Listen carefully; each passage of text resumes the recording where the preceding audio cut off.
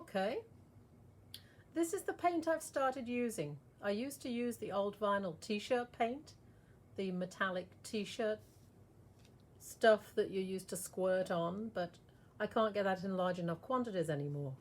But this company has started making wonderful metallic wall paint, and they do them in a nice collection of colors. So if you want different colored chainmail, there are all these to choose from. I got this at Home Depot. There's some information.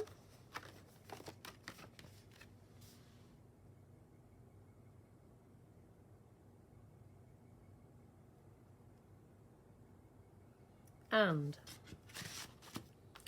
there are 3 layers of paint on the chainmail.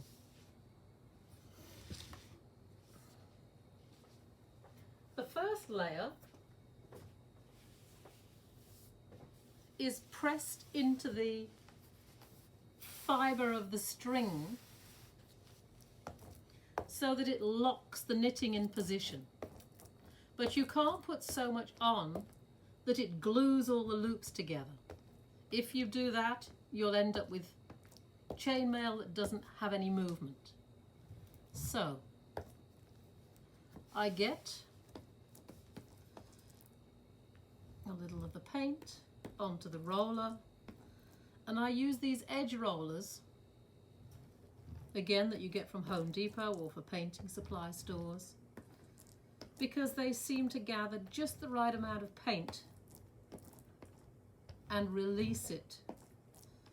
When I first started, I used to use the hard rubber rollers that you'd use for etching and printing, but these seem to work a little better because the little bit of fiber on them holds just the right amount of paint. And I put about this much paint on.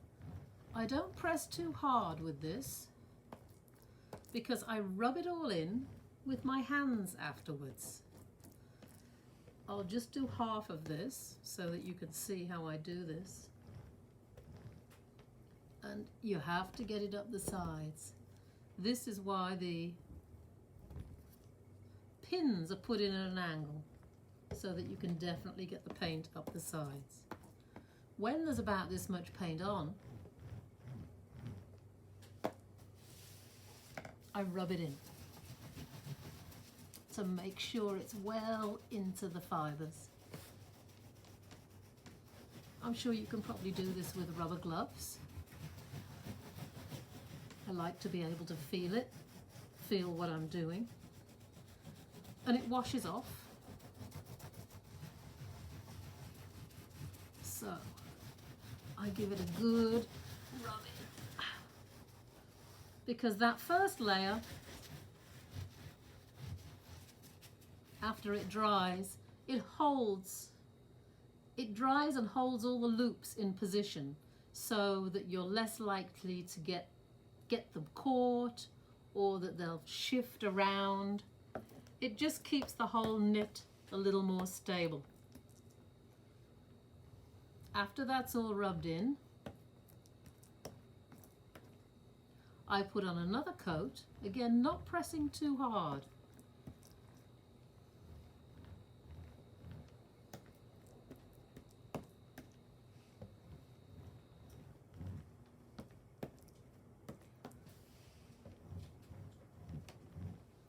Which is kind of a layer that just affixes to that rubbed in layer, so that you've got a layer of vinyl to work on top of.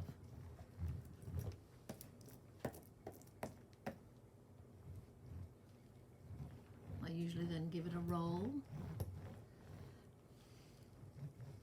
in all directions, but you do have to be sure that you don't get so much paint on here that it gums up the knit. You put too much paint on, it'll get in between all the loops and turn it into a big solid thing that doesn't move at all.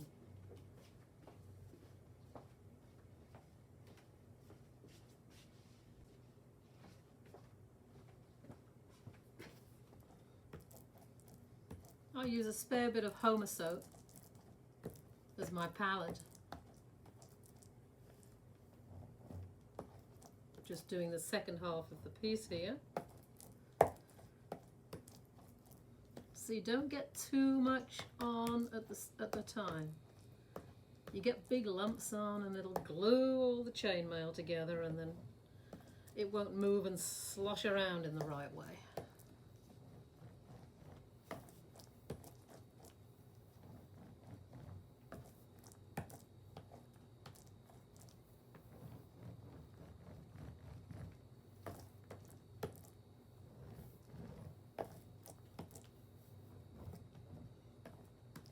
So you can see on the board here, you get a nice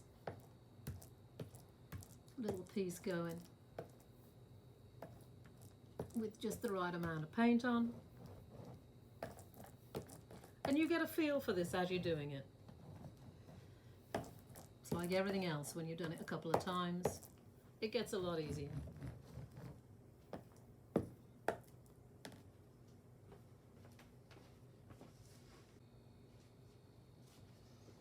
After the piece is all painted with its 2 coats of paint, I move it out of the way. I do all these on separate boards because I'm usually doing so many pieces of them. It saves blocking up the whole table. So I shift them, lean them against a wall somewhere, and start with the next one.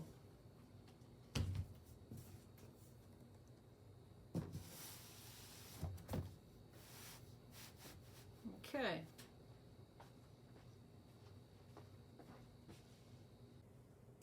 So this is the sheet that I've been doing that has the 2 layers of paint already on it.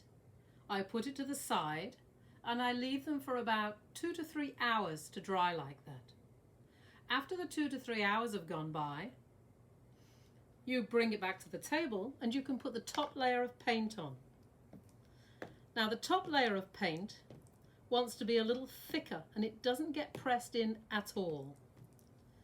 So you need to make sure there's a decent bit of paint on the roller, and I don't use any weight at all. It's just the weight of the roller that allows the paint to go onto the top edge of the rings. When I say the rings, the knit loop ring things. Because this doesn't have to get into the fibre at all. This is just acting as like a painty gluey agent for the foil to stick to. And if you have a decent layer of this, you'll get a nice layer of foil. If you squash it in, you just get kind of a thin layer of foil. The higher the relief, you know, the goobier the layer of the paint, the better effect you're going to get with the foil afterwards. Because the foil is pressed on with an iron, and what happens is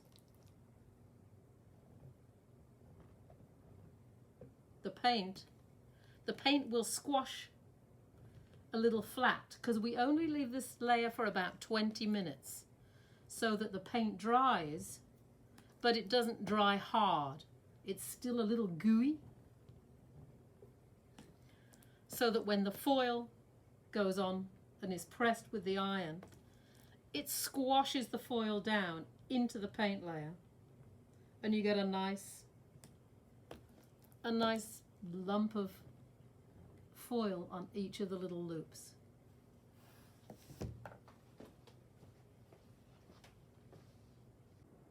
Here's a close-up look at the amount of paint you want to have balanced on the tops of the loops to leave for 20 minutes before we do the foil. And on the right side of this, I've got a nice gob that you can see here that has joined the loops together. You do not want to do this. This is what you are avoiding doing. The effect you're after is this, so that they're all independently painted. This is the foil that I use to stick onto the top layer of the paint. You can buy it by the, I'm not sure, by 25-yard lengths or something. It doesn't cost too much. This is the kind that I get. All the information is on there for what I'm about to use. Okay. Next we do foiling. Okay, so here we are at the ironing board. I use the regular iron. You tear off a nice big piece of foil. Cover your chainmail. It's been drying for about 20 minutes.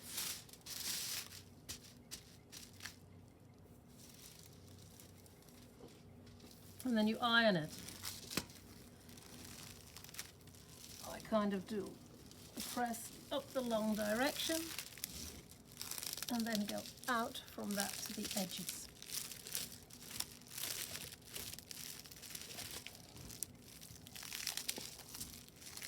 The first pass, I just kind of get the foil onto the knitted, painted knit. After it's all held down, then I press. Real proper ironing, pressing, 2 hard hands, squashing.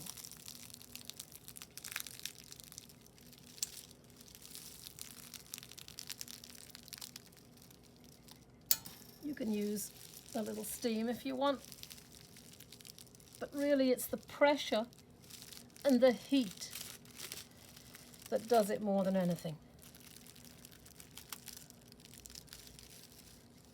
Really gotta squash.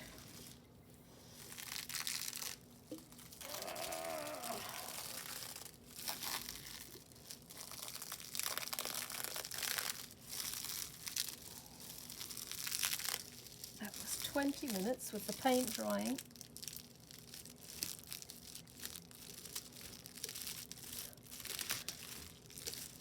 It's physically, it's a lot of pressure. You're going to press as much as you can press to squash the foil into the paint.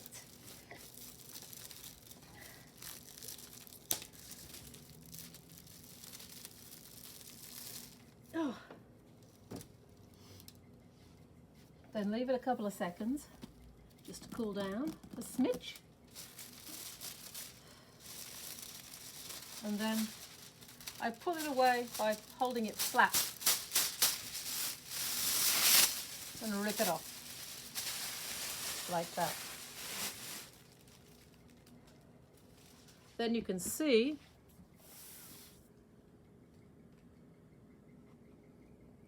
how the pressure